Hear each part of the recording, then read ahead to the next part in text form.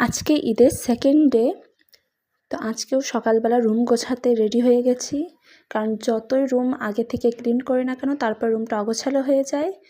আর এখানে আম্মু বাসায় ছিল না, তো একটু অল্প করে কুকারে ভাত করে নিয়েছি, আর এখানে মাংস রান্না আছে, তো ওটাই খাবো আজকে দুপুরে।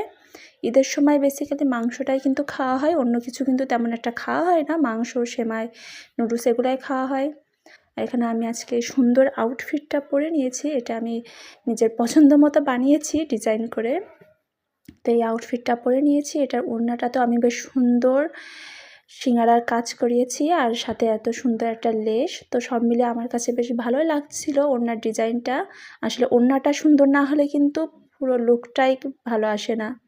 তো এই যে আমার পুরো লুক, এটা বেসিক্যালি একটা সুতির কাপড়ের 3 পিস। তো এটা আমি বানিয়েছিলাম জাস্ট পরার জন্য।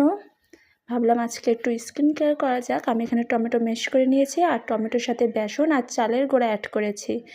এই প্যাকটা কিন্তু ফেসের জন্য খুবই ভালো। এটার সাথে চাইলে তোমরা শসা অ্যাড করতে পারো, শসাটা আমার কাছে ছিল না, যার কারণে আমি শুধু টমেটো ইউজ করেছি। এগুলো কিন্তু ফেসের জন্য খুবই ভালো হয়, কারণ ফেসটা খুবই হাইড্রেটেড রাখে।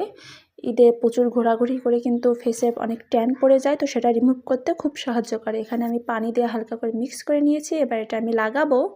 এটা কিন্তু বেশ আলতোভাবে লাগাতে হয়, বেশি একটা জোরে জোরে ঘষে ঘষে না, আলতোভাবে লাগাতে হবে।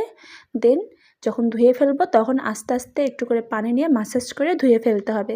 ইনস্ট্যান্ট একটা গ্লো আসবে এটাতে। যে দেখতে পাচ্ছ আমি প্যাক লাগিয়ে রেডি হয়ে আছি, এটা 15 মিনিট আমি রাখবো, দেন এটা আমি ওয়াশ করে নেব। তো তারপর আমরা আবার বেরিয়ে পড়েছিলাম বিকালবেলা ঘোরাঘুরি করার জন্য।